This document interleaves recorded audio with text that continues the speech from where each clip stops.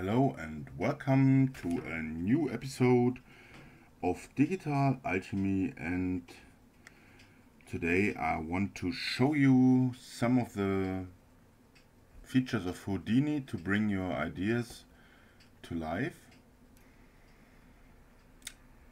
And for a lot of people, Houdini is one of the best tools on the market.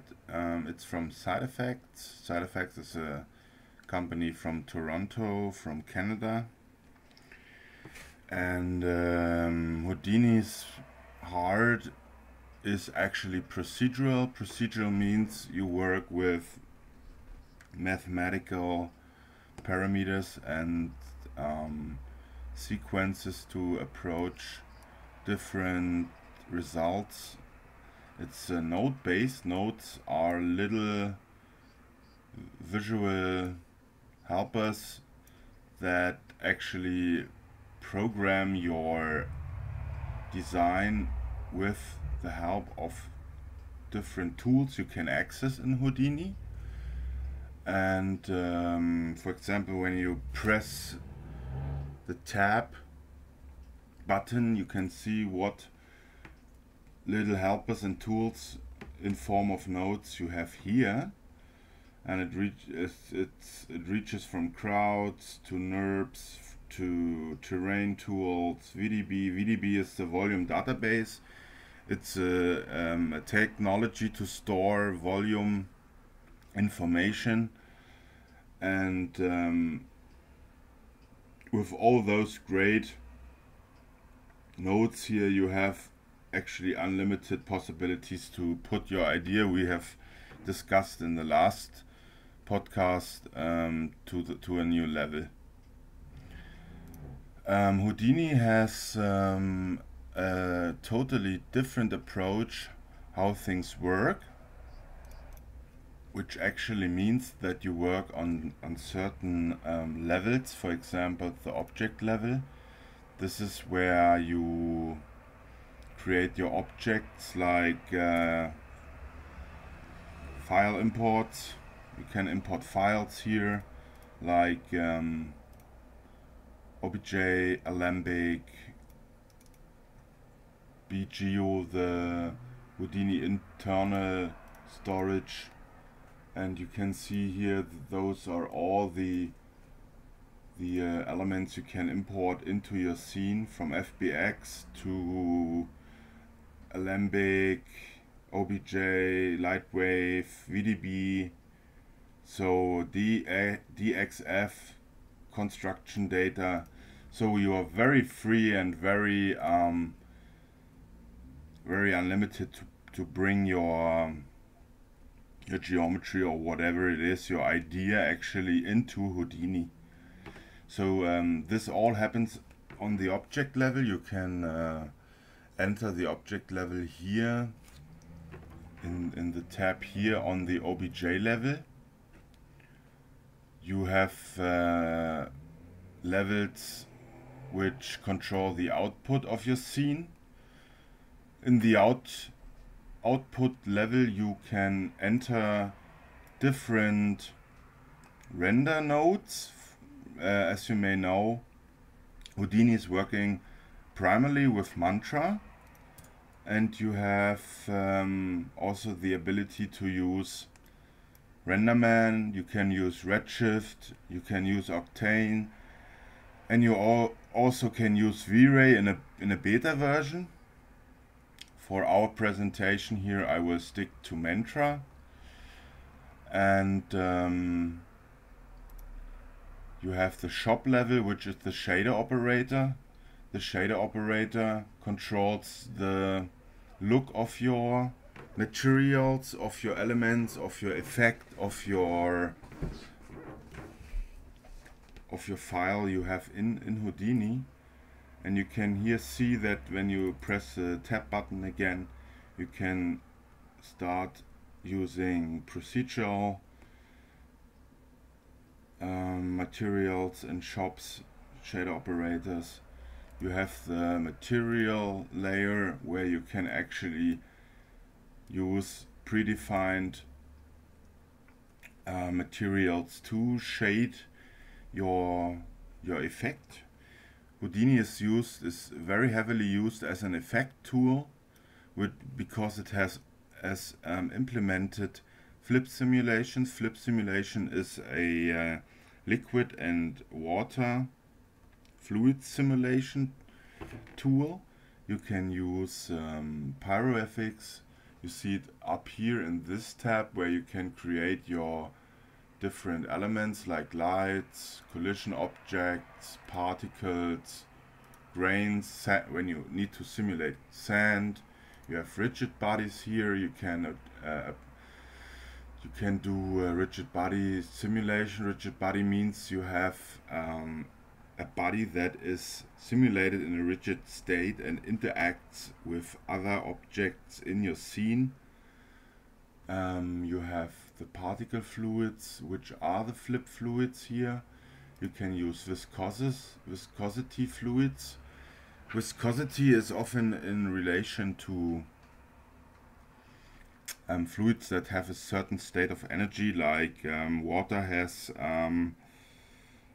a viscosity level that is below honey or milk.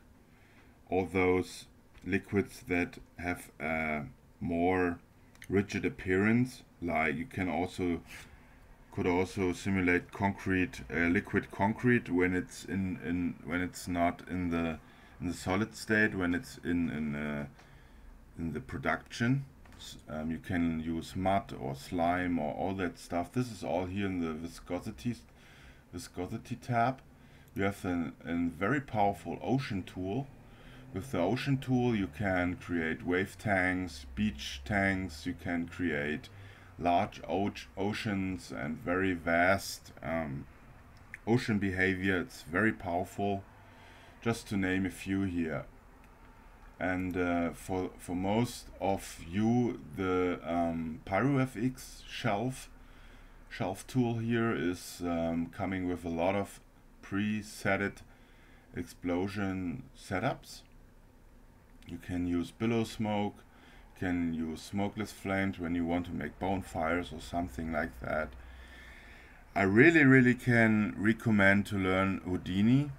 It will be hard at the beginning because Houdini is a total different approach from learning the different nodes and different settings. But in my opinion it will definitely pay out when you have some common ground you can rely on in Houdini. You can also, when we go back to the object level, you can also build awesome assets for production. For example, when you have some movie and you need some elements like dust is kicked up or mud is kicked up or sand explosions. For those approaches, for those tasks, Houdini is actually perfect. And the deeper you dive into Houdini with all the tutorials which are available, the more you will love it, because it's very solid programmed. It's crashing almost never.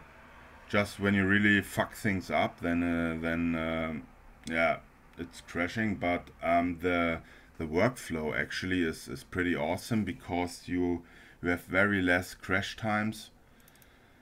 You can see here in this asset I'm using here, you have different input objects. Input objects define in Houdini how your explosion is inputted from a certain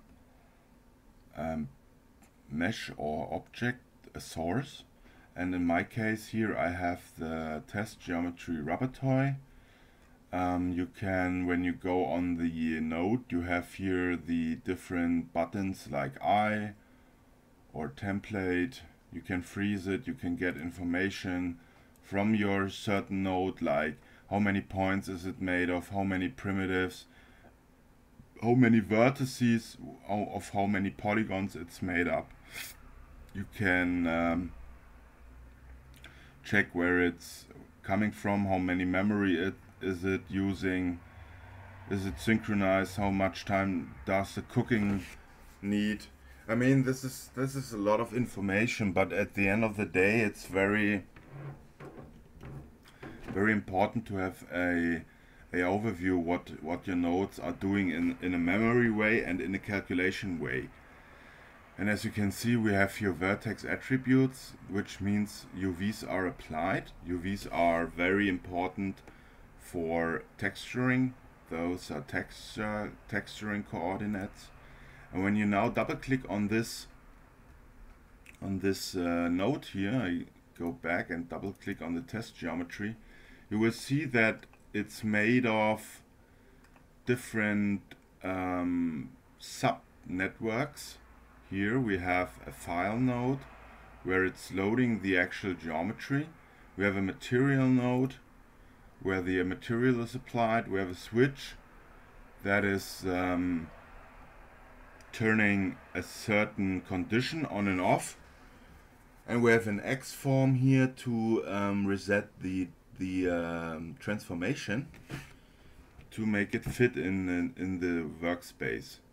And the shopnet is pretty much controlling how the whole model is looking from the material side.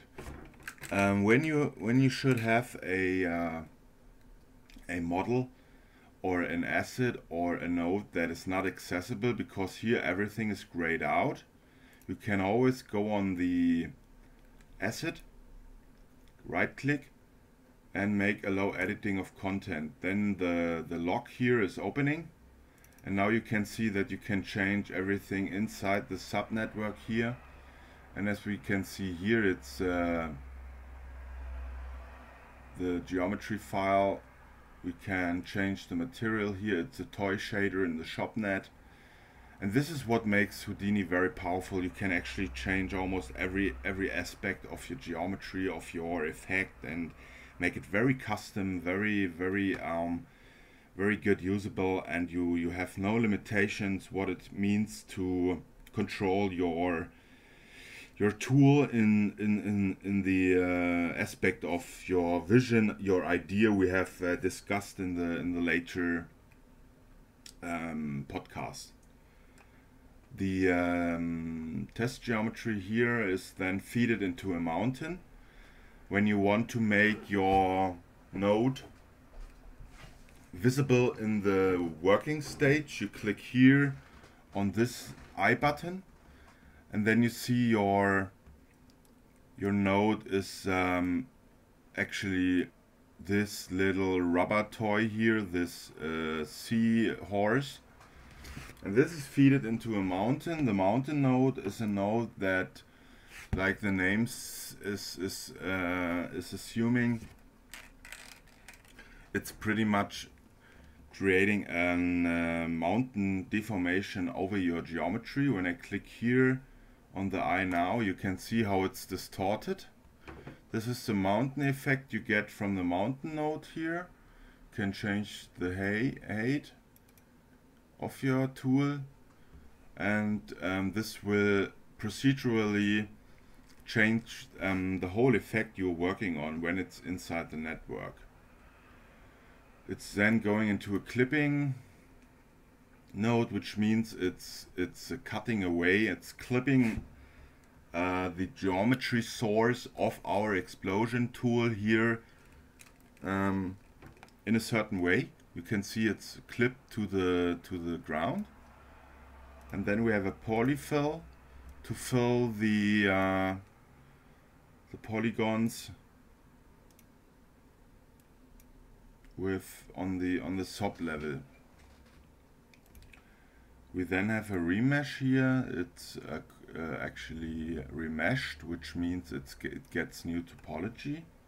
And all this is feeding downwards here into a sand source. And the sand source pretty much scatters sand on the object. You can see all the little grain spheres, which are later on simulated here. So when you have the idea to create some movie about a special topic like a war movie or a very dramatic action movie, then you often have situations where stuff is falling in on the ground, making big explosions of dirt and debris and stuff like that. And for that purpose, this sand tool, which is also available on the Digital Alchemist website, for that purpose it was created. So with all the nodes here, we make a normal, an attribute wrangle. An attribute wrangle is the possibility to address certain information of your attribute and work with Vex expressions. Vex is the visual expression programming language of Houdini. It's a super powerful language, coding language, which helps you to address, for example, the size of the sand points. We have here the normal, which goes into the P scale. The P scale is a particle scale, which means it controls how large the sand grains become over time. And this is what makes Houdini actually very, very interesting to all who are interested in effects like, yeah, flooding a town, exploding a valley. I mean, it really depends on your idea, but Houdini is one of my most used tools because it's so cool to use, and it's so flexible, and it's very robust. I mean, it's crashing almost never. So it's really a weapon of choice for your ideas. And as you can see here, the whole idea behind this tool, which was especially made for people who need dust and dirt explosions, you can see that it generates automatically trails of smoke. It's shooting all the sand grain away here in an explosive manner, and it's actually a very flexible and very fast tool. You can really adjust a lot of parameters here. You can go inside the sand sim, and here you see how the sand is kicked away in the simulation, almost in real time. And this is what makes this tool very, very interesting, very powerful, because you can play with so many adjustments and make your simulation look unique and interesting. So you definitely should get some view inside Houdini and make some interesting elements for your idea.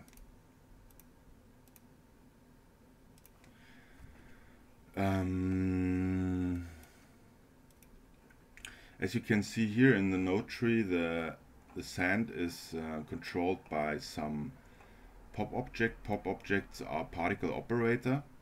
Those are the operator which control particle movements and particle behavior in Houdini. And the main hard piece is the pop solver, which also is controlled by a static solver that gives the collision on the ground plane. The ground plane is what which is letting your pieces here collide. So just a little information about the calculation rig Houdini needs. Some people think that over-the-top notch systems will make the best effects, but that's actually a mistake, because Even with a normal available rig today, you can use Houdini in a very fast and efficient way. You don't need a super graphics card. A 1060 GTX GeForce actually is totally okay for using Houdini's viewport. You have also the ability to use OpenCL, which is a coding language on graphics cards, mostly on AMD cards like Radeon and all those series. When you have GeForce, you can mostly also evaluate OpenCL, but you can also use CUDA. When you have the tools downloaded from NVIDIA, and in my opinion, it's some high-tech dream most people have to build a rig which is more expensive than the computer which they use to fly to the moon. So actually don't think that a super expensive machine will make you super awesome effects.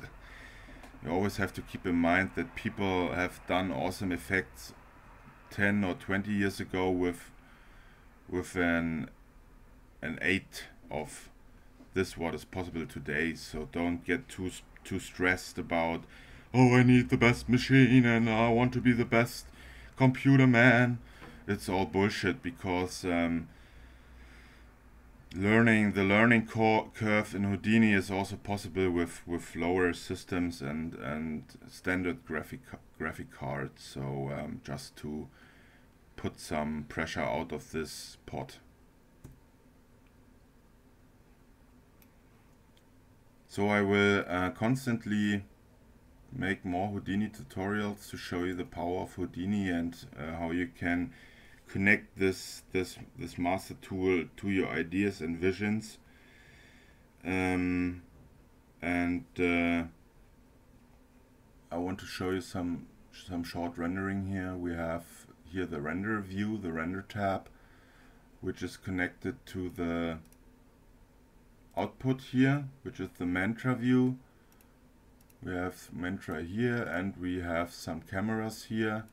Cameras can be accessed by this little tab here, no cam, and you choose cam 1, which is this view, and you can add cameras like you wish. Just make sure when you have a camera you click here on the little lock button to lock the cameras to actually use the specific camera for your shot. So when you have set up everything correctly, you choose your camera here. You can change the parameters like in any other render engine.